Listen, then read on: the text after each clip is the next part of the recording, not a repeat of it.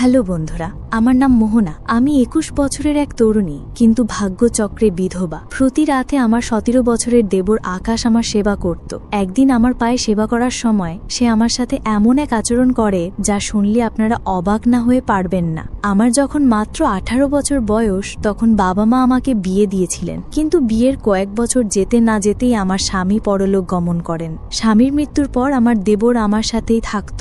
যখন আমার বয়স 20, তখন আমার স্বামীর বয়স ছিল 40। আমার বিয়েটা বেশ বয়স্ক একজনের সাথেই হয়েছিল। তিনি আমার চেয়ে বয়সে অনেক বড় ছিলেন। আমি এক দরিদ্র পরিবারের মেয়ে ছিলাম, তাই আমার বাবা মা ভেবেছিলেন যে আমার স্বামীর বয়স বেশি হলেও তার অগাধ সম্পত্তি আমার ভবিষ্যৎ সুরক্ষিত করবে। তারা তার অর্থ ও সম্পদ দেখেই আমার বিয়ে দিয়েছিলেন। বয়সের পার্থক্যটা বড় করে দেখেননি। কিন্তু বিয়ের পর স্বামীর সাথে কয়েক বছর কাটানোর পরেই তিনি হঠাৎ মারা যান। তার মৃত্যুর কারণ ছিল অতিরিক্ত মদ্যপানের ফলে লিভার নষ্ট হয়ে যাওয়া। আমার স্বামী দামি মদের শৌখিন ছিলেন এবং প্রায় বন্ধুদের সাথে বাড়ির বাইরে রাতভর আমোদ প্রমোদেও মেতে থাকতেন। আমি সারাদিন বাড়িতে থেকে নিজের দায়িত্ব পালন করতাম। অনেক সময় আমার মনে হতো, আমার প্রতি যখন স্বামীর কোনো টান বা অনুভূতিই নেই, তাহলে তিনি কেন আমাকে বিয়ে করেছিলেন? বিয়ের পর তিনি কোনোদিন ভালোবেসে আমার সাথে দুটো কথা বলেননি। প্রথম দিনই সাফ জানিয়ে দিয়েছিলেন, দেখো রিনা, তোমার যত টাকার প্রয়োজন হয় আলমারি থেকে নিয়ে নেবে। বাইরের কোনো জিনিসের দরকার হলে বাড়ির চাকরকে বলবে, কিন্তু তুমি কখনো বাড়ির বাইরে যাবে না। আর একটা কথা মনে রাখবে, আমি কখন বাইরে যাচ্ছি বা ফিরছি এসব নিয়ে আমাকে কোনো প্রশ্ন করবে না। এটা আমার সম্পূর্ণ ব্যক্তিগত বিষয়। তখন আমার বয়স কম ছিল বলে স্বামীর কথার গভীরতা পুরোপুরি উপলব্ধি করতে পারিনি। আমি বুঝতে পারিনি যে তিনি কেবল বিয়ে করে সামাজিক দায়িত্ব পালন করেছিলেন। সংসারের প্রতি তার কোনো মনোযোগ ছিল না। এমন নয় যে তিনি আমার সাথে একেবারেই কথা বলতেন না, প্রয়োজনের ভিত্তিতে বলতেন। কিন্তু আমি তার স্ত্রী হিসেবে যে ভালোবাসার সঙ্গ পাবার আশা করছিলাম তা কখনো পাইনি। ধীরে ধীরে যখন আমি এই শূন্যতা অনুভব করতে শুরু করি, তখন আমি আমার বাবা মায়ের সাথে বিষয়টা নিয়ে আলোচনা করেছিলাম। আমি তাদের বলেছিলাম যে আমি টাকা পয়সা স্বাচ্ছন্দ্য পেলেও স্বামীর ভালোবাসার সুখ পাইনি। আমার কথা শুনে বাবা মা আমাকে বোঝাতেন, দেখ মা, ভালোবাসার চেয়ে টাকা অনেক বেশি মূল্যবান।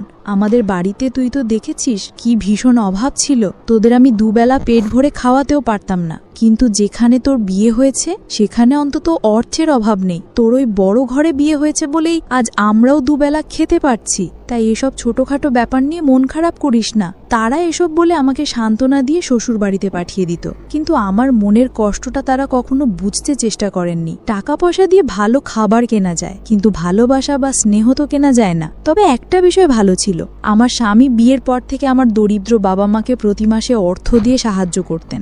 এজন্য আমি মনে মনে খুশি হতাম যে তিনি অন্তত আমার পরিবারের কথা ভাবেন। কিন্তু আমার প্রতি তার কোনো যত্ন বা দায়িত্ববোধ ছিল না। এভাবেই আমার জীবনটা একঘেয়ে কেটে যাচ্ছিল। আমি ঘরের দায়িত্ব পালন করতাম আর তিনি বন্ধুদের সাথে আমোদ ফুর্তিতে ব্যস্ত থাকতেন। এভাবে কয়েক বছর কেটে যাওয়ার পর যখন আমার স্বামী হঠাৎ মারা গেলেন, আমি তখন একেবারেই একা হয়ে পড়ি। আমার এই অবস্থা দেখে আমার দেবর আকাশ আর বিদেশে ফিরে যায়নি। সে ছোট থেকেই বাইরে পড়াশোনা করত। আমার স্বামী ভালোভাবেই জানতেন যে তার ভাই যদি তার সঙ্গে থাকে তাহলে সেও তার মতো উশৃঙ্খল হয়ে যেতে পারে। তাই ভাইয়ের উজ্জ্বল ভবিষ্যতের কথা ভেবে তিনি তাকে বাইরেই রেখেছিলেন। আমার শ্বশুর শাশুড়িও বহু আগেই মারা গিয়েছিলেন। এদিকে আকাশের বয়স 18 হলেও তাকে দেখে বোঝার উপায় ছিল না। তার সুঠাম স্বাস্থ্য ও পেশিবহুল চেহারা দেখে তাকে 27-28 বছরের যুবক মনে হতো। আকাশ আসার পর ধীরে ধীরে আমি বুঝতে পারলাম, এতদিন ধরে আমি স্বামীর কাছে যে ভালোবাসাটা আশা করছিলাম সেটা যেন আমার দেবর আমাকে দিচ্ছিল।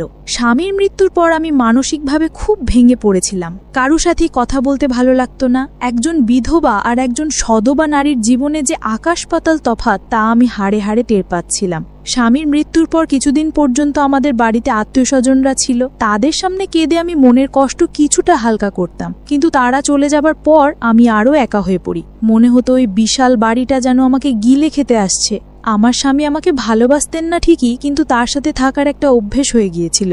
আত্মীয়রা চলে যাবার পর একদিন সন্ধ্যায় আমি একটা সাদামাটা শাড়ি পরে ঘরের জানালার ধারে বসে বাইরে তাকিয়েছিলাম। তখন আকাশ দরজায় মৃদু শব্দ করে জিজ্ঞেস করলো, বৌদি, ভেতরে আসতে পারি? তার কণ্ঠ শুনে আমি চোখের জল মুছে বললাম, হ্যাঁ, ভেতরে আয়। সে ঘরে এসে আমার পাশে বসলো, আমার হাত দুটো ধরে বলল, বৌদি, আমি জানি তুমি খুব একা বোধ করছো, কিন্তু চিন্তা করো না, আমি তোমাকে এই অবস্থায় ফেলে কোথাও যাব না। আমি সিদ্ধান্ত নিয়েছি বাকি পড়াশোনাটা এখান থেকেই শেষ করব। তার কথা শুনে আমি খুব আশ্বস্ত হলাম। মনে হলো যাক, আমার কথা ভাবার মতো একজন তো আছে। সে প্রতিদিন সকালে আমার ঘুম ভাঙার আগেই আমার ঘরে এসে দেখে যেত আমি ঠিক আছি কিনা। মাঝে মাঝে আমার জন্য চাও বানিয়ে নিয়ে আসতো। যখনই সে অবসর পেত আমার সাথে বসে ঘন্টার পর ঘন্টা গল্প করত, মজার কথা বলে আমাকে হাসানোর চেষ্টা করত। আমি যখন দুশ্চিন্তায় থাকতাম, আমার মাথায় যন্ত্রণা হলে সে আমার মাথা টিপে দিত।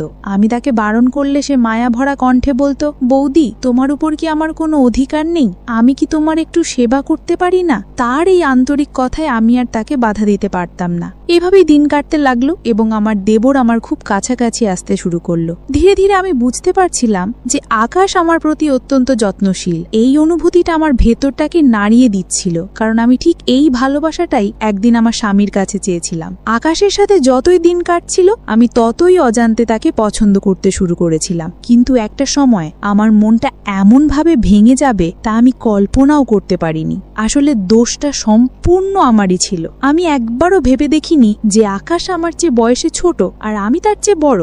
আমি কি করে এত বড় একটা ভুল করতে যাচ্ছিলাম? তার আমার প্রতি শ্রদ্ধা, যত্ন আর ভালোবাসাকে আমি অন্য কিছু ভেবে বসেছিলাম। সে কি সত্যি আমাকে তার দাদার বিধবা স্ত্রী হিসেবে দেখতো, নাকি এর পেছনে অন্য কোনো অনুভূতি ছিল, তা আমি বুঝতে পারছিলাম না। আমার খাওয়া দাওয়ার থেকে শুরু করে শারীরিক সুস্থতা সবকিছুর খেয়াল সে রাখত। এতে আমি তাকে অন্য চোখে দেখতে শুরু করি এবং তার প্রতি আমার প্রত্যাশা বাড়তে থাকে। স্বামীর মৃত্যুর পর দুশ্চিন্তার কারণে আমাকে নিয়মিত ওষুধ খেতে হতো। সেই ওষুধও আকাশ আমাকে নিজের হাতে খাইয়ে দিত। সেই সব সময় বলতো, বৌদি, নিজের শরীরের যত্ন নাও, ঠিক মতো না খেলে তো শরীর আরো ভেঙে পড়বে।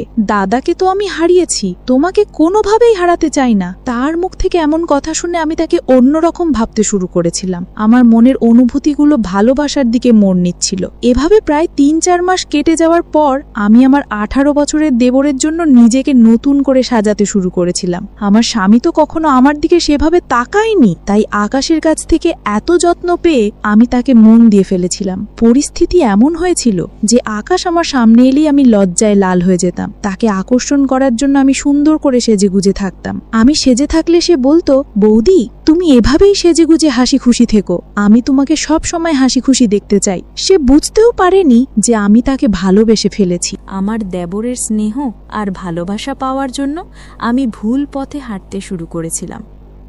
তার সান্নিধ্য পাওয়ার আশায় আমি নানা ছলনার আশ্রয় নিতে শুরু করেছিলাম। সে আমার যত্ন নিত, কিন্তু সেটা শ্রদ্ধার ছিল। আমি যা ভাবছিলাম তা নয়। তার পবিত্র যত্ন আর ভালোবাসাকে আমি ভুল বুঝতে শুরু করেছিলাম। সেদিন আমি মনে মনে ঠিক করলাম, অনেক হয়েছে লুকোচুরি। এবার আমি তাকে সরাসরি আমার মনের কথা জানাবো যে আমি তাকে ভালোবাসি এবং তার সাথেই বাকি জীবনটা কাটাতে চাই।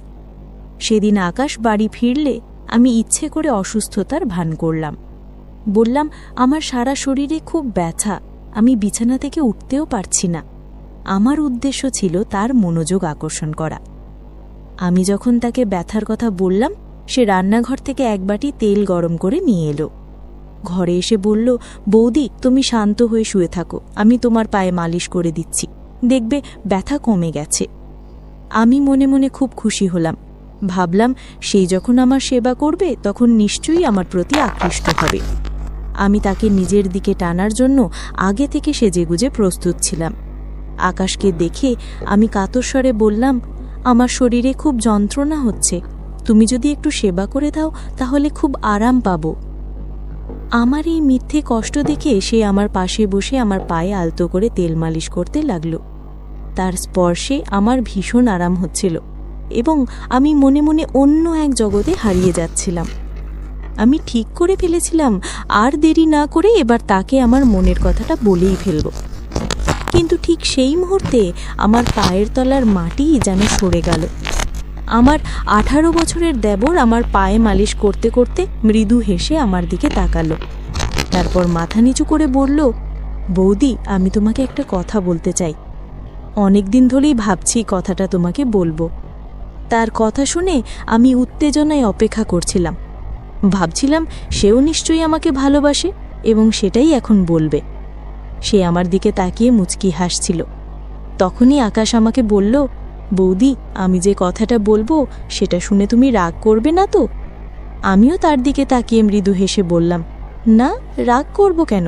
তোর যা বলার আছে মন খুলে বল, আমি তো তোর মনের কথা শোনার জন্যই অপেক্ষা করছি।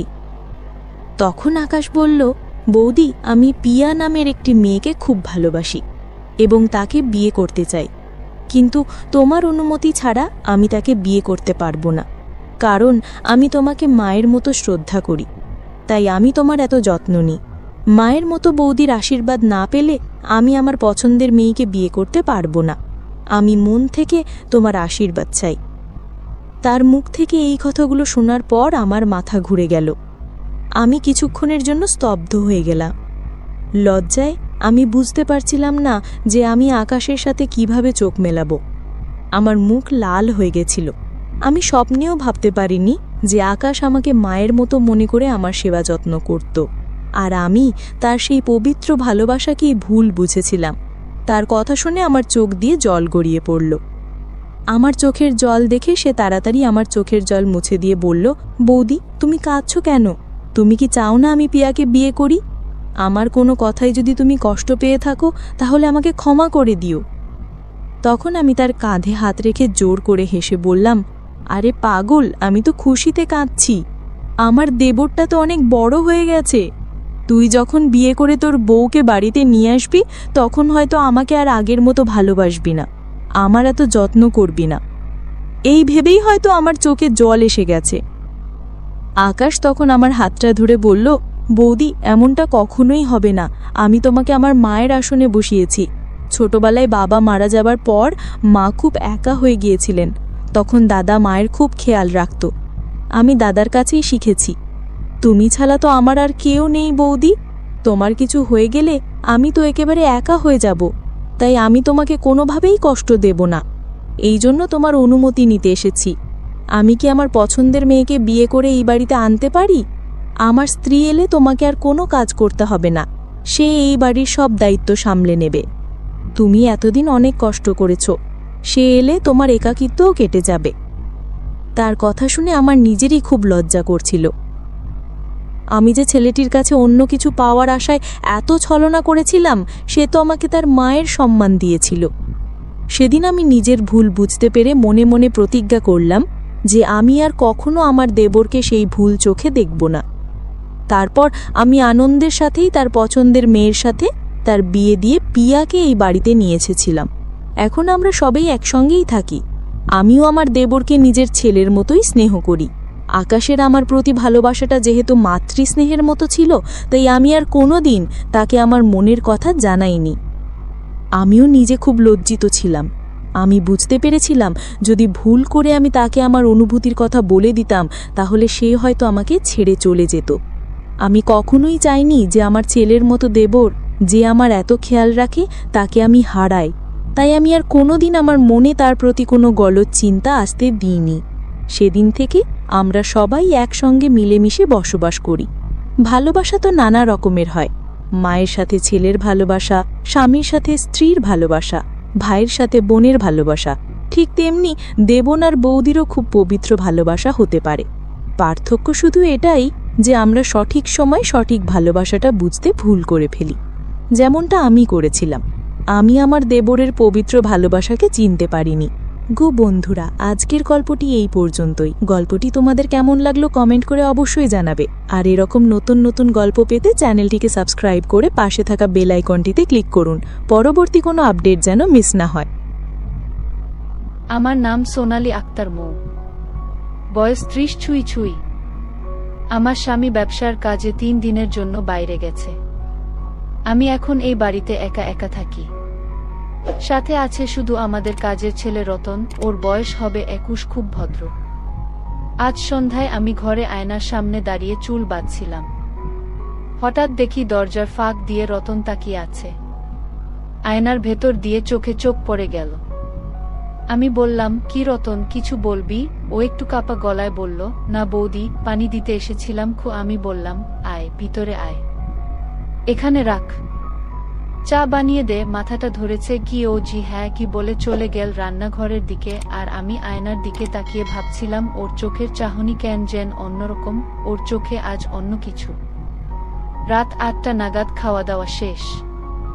আমি বললাম, রতন তুই নিচে খেয়ে ঘুমিয়ে পড়। রাত তখন প্রায় 1-2টা, বাইরে টিপটিপ বৃষ্টি। আমার ঘরের জানালা খোলা, পর্দা দুলছে, হালকা ঠান্ডা হাওয়া, ঘুম আসছিল না। এমন সময় দেখি দরজার পাশে রতন দাঁড়িয়ে আছে চুপচাপ। আমি বললাম, কি রে রাহুল, আবার কি?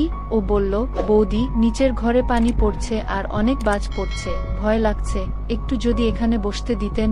আমি একটু চুপ করে বললাম, গেস্ট রুমে গিয়ে শুয়ে পড়। ও বলল, বৌদি, অনেক ভয় করছে, আর আপনি তো একাই আছেন। আমি একটু হাসলাম, বললাম, আমি ভয় পাই না, তুই ভয় পাচ্ছিস কি? ও বলল, আপনার পাশে থাকলে ভয় আর লাগবে না। আমি বললাম, তাহলে দরজা লাগিয়ে আয় আর আমার মাথায় একটু টিপে দে, অনেক ব্যথা করছে গি। ও দরজা লাগিয়ে এলো, এসে আমার মাথার পাশে বসলো, আস্তে আস্তে আঙ্গুল দিয়ে টিপে দিচ্ছিল। আমার চোখ বন্ধ হয়ে আসছিল। ওর গরম হাত আমার কপালে বুলিয়ে যাচ্ছিল। এমন সময় ও বলল, বৌদি, আপনার গায়ের গন্ধ অনেক মিষ্টি।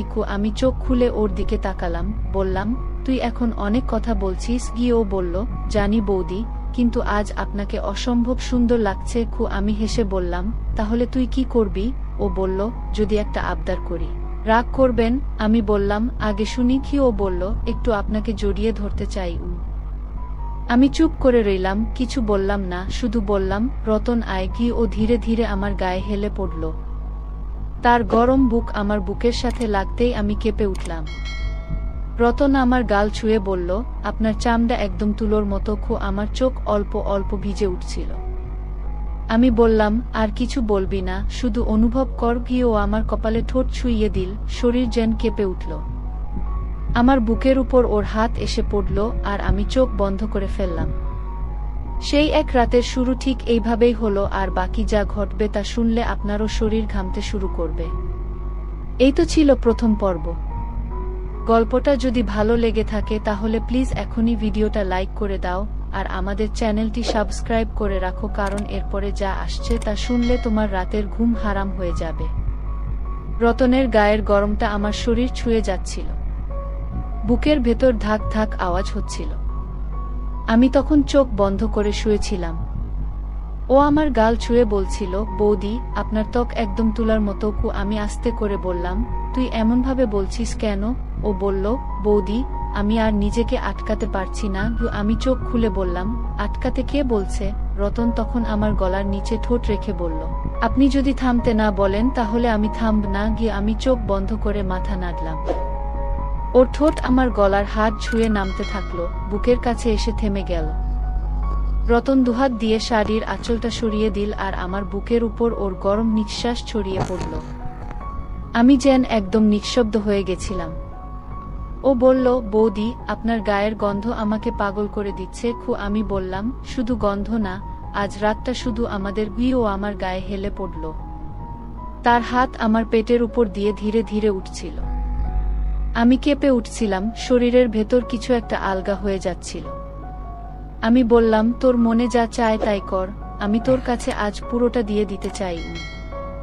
রতন আমার ঠোঁট ছুঁয়ে ফেলল খুব ধীরে, আর তারপর আমাদের ঠোঁট এক হয়ে গেল। আমার ঠোঁট কাঁপছিল রতনের ঠোঁটের গরমে। আমি যেন ভেসে যাচ্ছিলাম। আমার শাড়ি একপাশে সরে গেল। রতন আমার গলার নিচে ঠোঁট রেখে এক একটা চুমু এঁকে দিচ্ছিল। আমি ওর চুলে হাত বুলিয়ে বললাম, আজ তুই আমায় জিতিয়ে দেখ। রতন আমার শরীর জুড়ে হাত বুলাচ্ছিল আমার বুকের মাঝখানে। আমার মাথাটা বালিশে গুজে বলছিলাম, রতন, আর থামিস না। ও আমার পা গুলো নিজের গায়ে জড়িয়ে ধরল। আমি ওকে নিজের বুকের উপর টেনে আনলাম। তখন শুধু নিঃশ্বাসের আওয়াজ ঘরের ভেতর বৃষ্টির শব্দের সাথে মিশে এক অদ্ভুত তালে বাজছিল। আমরা কেউ কারো মুখে কিছু বলছিলাম না, শুধু গলার নিচে ঠোঁট রেখে চুমু আর জড়িয়ে ধরা। রতন বলল, বৌদি, এই রাতে আমি আপনার সব জায়গা ভালোবাসা ছুঁইয়ে দিতে চাই।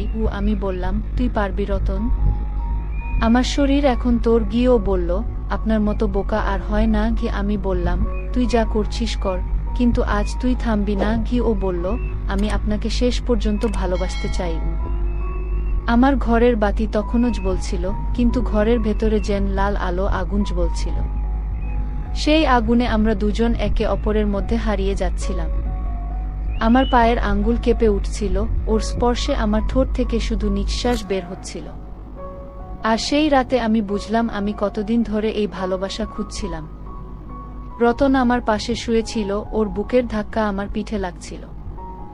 আমি চোখ বন্ধ করে অনুভব করছিলাম ওর নিঃশ্বাস আমার কানের পাশে এসে কাঁপছিল। ও ফিসফিস করে বলল, বৌদি জানো, তোমার পিঠে হাত রাখলেই মনে হয় আমি কোনো নরম বিছানায় হাত রেখেছি। আমি ধীরে ওর দিকে ফিরলাম, আমার চুলগুলো গড়িয়ে পড়ল ওর বুকে। ও হাত বাড়িয়ে আমার চুলগুলো আলতো করে ঠিক করে দিল। আমি ওর বুকে হাত রাখলাম। রতন আমার কপালে চুমু খেয়ে বলল, আমি তোমায় চোখে চোখে দেখতে চাই সারা রাত। কি আমি বললাম, চোখে চোখ রেখে যদি কেউ ভালোবাসা পড়ে তাহলে আমিও তোর চোখে হারিয়ে যেতে চাই। রতন আমার গাল ছুঁয়ে বলল, আমি তো তোমার প্রতিটা কথা, প্রতিটা স্পর্শে নিজেকে হারিয়ে ফেলছি।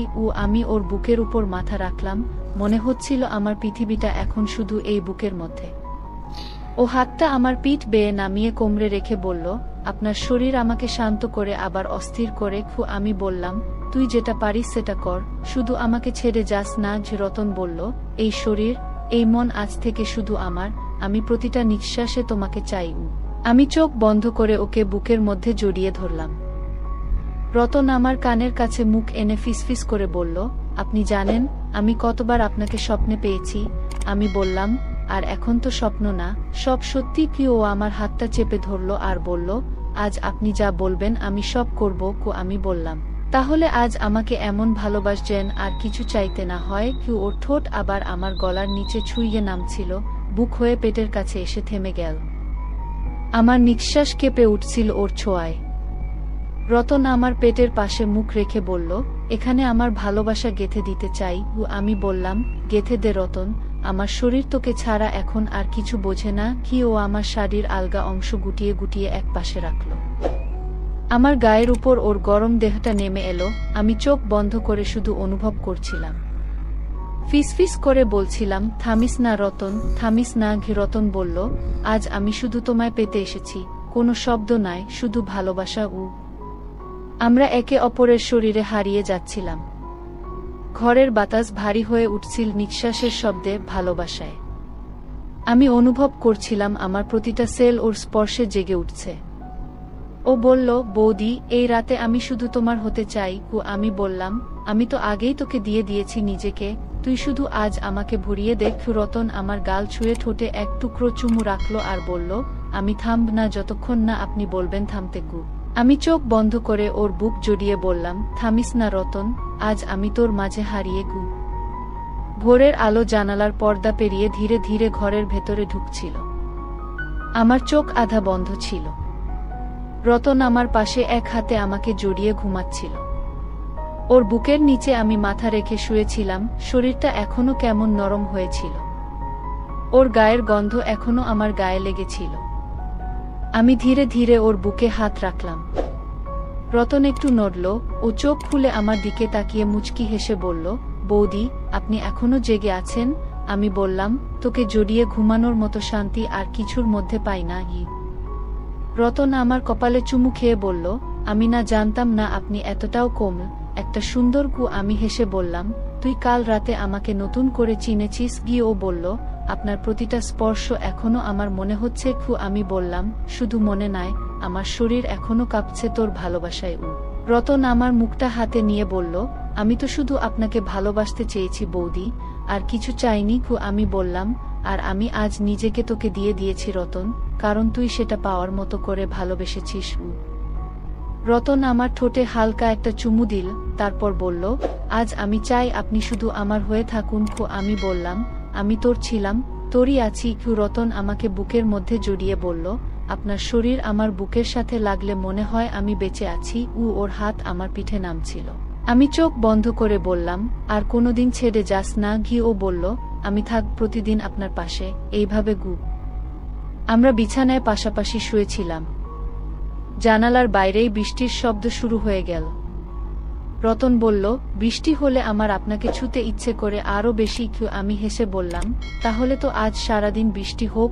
ও বলল, তাহলে তো সারাদিন আপনাকে ছুঁয়ে থাকতে পারবো। রতন আমার গায়ের উপর হেলে পড়ল। আমি বললাম, তুই আবার শুরু করবি নাকি? ও বলল, থামতে পারছি না বৌদি, আপনি আমাকে অস্থির করে দিচ্ছেন। আমি ওর কানে মুখ এনে বললাম, আমি তো চাই তুই অস্থির হবি। রতন বলল, তাহলে আপনি নিজেই বলুন এখন কি করব? আমি বললাম, আবার আমাকে ভালোবাস, শুধু একটু একটু করে। কি? ও আমার ঠোঁটে ঠোঁট ছুঁইয়ে দিল, খুব ধীরে, খুব নরমভাবে। ও বলল, বৌদি, আপনি তো এক একটা ছোঁয়ায় আমাকে পাগল করে দিচ্ছেন। আমি বললাম, তুই তো শিখিয়েছিস ভালোবাসা মানে কি। ওর ঠোঁট আমার গলার হাড়ে নামছিল, বুকের কাছটা আবার গরম হয়ে উঠল। আমি চোখ বন্ধ করে বললাম, সুন্দর হলে শুধু তোকে ভালোবাসার জন্যই কি? ও আমার শরীর জুড়ে হাত বুলাচ্ছিল, আবার আমার বুক থেকে পেট হয়ে নেমে যাচ্ছিল। আমার নিঃশ্বাস ভারী হয়ে উঠছিল, আমি কাঁপছিলাম ওর ছোঁয়ায়। রতন বলল, বৌদি, আপনি যদি এখন না থামান, আমি আর নিজেকে থামাতে পারবো না। আমি বললাম, থামতে কে বলছে? তুই আজ আমাকে আবার জিতে নে। ঘরের বাতিটা নিভে গেছিল, শুধু জানালা দিয়ে আসা আলো আর বৃষ্টির শব্দে ভর করে আমাদের ভালোবাসা আবার জেগে উঠল। রতন আমার শরীরের প্রতিটা জায়গা চেনা ছোঁয়া রেখে যাচ্ছিল, আর আমি সেই ছোঁয়ায় ভেসে যাচ্ছিলাম। আমি জানতাম এই ভালোবাসা লুকিয়ে রাখা যাবে না, তবুও এই মুহূর্তে আমি কিছু ভাবতে পারছিলাম না। আমরা শুধু একে অপরকে চাইছিলাম নিঃশব্দ ভালোবাসার মধ্যে। সেই সকালটা আমাদের শরীরের গল্পে এক নতুন শুরু হয়ে গেল। সকালটা যেন আজ একেবারে অন্যরকম ছিল। ঘুম থেকে উঠেই বুঝে গেলাম এই সকালটা আর আগের মতো নয়। রতন আমার পাশেই শুয়েছিল, ওর হাতটা এখনো আমার কোমরে রাখা। আমি ধীরে করে ওর হাতটা সরিয়ে উঠে দাঁড়ালাম। ঘরের জানালা দিয়ে রোদের আলো পড়ছিল, কিন্তু আমার চোখে ছিল কেবল অন্ধকার। আমার ব্যাগটা রাতেই গুছিয়ে রেখেছিলাম, জানতাম এই সকালেই চলে যেতে হবে। রতন এখনো ঘুমাচ্ছিল, আমি জানতাম ওর ঘুম ভাঙলে আমি আর বের হতে পারবো না। আমি আয়নার সামনে দাঁড়িয়ে শেষবারের মতো নিজেকে দেখলাম। আমার গলায় এখনো ওর স্পর্শের দাগ, বুকের উপর ওর ভালোবাসার চিহ্ন। আমি ওর মুখের দিকে তাকালাম, একটানা চেয়ে থাকলাম। ওর নিঃশ্বাস এখনো আমার হৃদয়ে দুলছিল। রতন হঠাৎ চোখ খুল আমাকে দাঁড়িয়ে থাকতে দেখে বলল, বৌদি, কোথাও যাচ্ছেন? আমি চুপ করে থাকলাম। ও বিছানা থেকে উঠে এলো, আমার সামনে দাঁড়িয়ে বলল, আপনি কোথাও যাচ্ছেন? কিছু বলছেন না কেন? আমি বললাম, রতন, তোর সাথে এই ভালোবাসা আমার জীবনের সবচেয়ে সুন্দর ভুল। ও বলল, ভুল বলছেন কেন? আপনি তো আমাকে সত্যি ভালোবেসেছেন। আমি চোখের পানি চেপে বললাম, হ্যাঁ, ভালোবেসেছি, আর সেই ভালোবাসার জন্যই আজ আমাকে চলে যেতে হচ্ছে। রতন বলল, আপনি গেলে আমি কার কাছে গিয়ে বলবো ভালোবাসি? আমি বললাম, কাউকে কিছু বলতে হবে না, তুই শুধু মনে রাখিস একটা বৌদি তোকে নিজের থেকে বেশি ভালোবেসেছিল। ও আমার হাত ধরে বলল, আপনি চাইলে আমরা পালিয়ে যেতে পারি, আমরা অন্য কোথাও গিয়েও থাকতে পারি। আমি মাথা নেড়ে বললাম, পালিয়ে যাওয়া ভালোবাসা নয়, সেটা দায়িত্ব থেকে পালানো। রতন আমার চোখের দিকে তাকিয়ে বলল, আমি আপনাকে ছাড়ব না বৌদি, আপনি আমার হৃদয় হয়ে গেছেন। আমি ওর গালে হাত রেখে বললাম, রতন, কখনো কাউকে এইভাবে ভালোবেসো না, কারণ ভালোবাসা যখন সমাজ মেনে নেয় না, তখন সেই ভালোবাসা একদিন বিষ হয়ে যায়। ও কান্না চেপে বলল, আমি তাহলে এখন কি করব? আমি বললাম, এই ভালোবাসাকে মনে রেখে তুই সামনে এগিয়ে যা, আমি তোকে বাধা হতে চাই না। রতন বলল, আপনি চলে গেলে আমার বাচ্চামরা সব এক হয়ে যাবে। আমি ওর কপালে চুমু দিয়ে বললাম, এই চুমুটা রাখ তোর বুকের ভেতর সারা জীবন। ও আমাকে জড়িয়ে ধরল খুব শক্ত করে, আমার গালে ওর চোখের জল পড়ছিল। আমি বললাম, রতন, এবার আমাকে যেতে দে, নয়তো আমি আর নিজেকে থামাতে পারবো না। ও আস্তে করে বলল, আমি আপনাকে ভালোবেসেছিলাম, এখনো ভালোবাসি, আর সারা জীবন ভালোবাসবো। আমি দরজার দিকে এগিয়ে গেলাম, পেছনে ওর গলা ভাঙা আওয়াজ শুনলাম, বৌদি, প্লিজ একবার পেছনে তাকাও। আমি থামলাম না, আমার চোখ তখন শুধু পানি আর বুক জুড়ে একটা ভার। দরজার কাছে এসে আমি একবার আকাশের দিকে তাকালাম আর মনে মনে বললাম, রতন, তোকে আমি ভালোবেসেছিলাম এবং আজও ভালোবাসি, কিন্তু এই ভালোবাসা কাউকে বলার নয়, শুধু মনের ভেতরে রাখার। সেই শেষ সকালটা আমাদের ভালোবাসার শেষ চিহ্ন হয়ে রয়ে গেল। আর রতন, ও হয়তো আজও কোনো জানালার পাশে দাঁড়িয়ে বলে যায়, বৌদি, আমি এখনো আপনাকেই ভালোবাসি।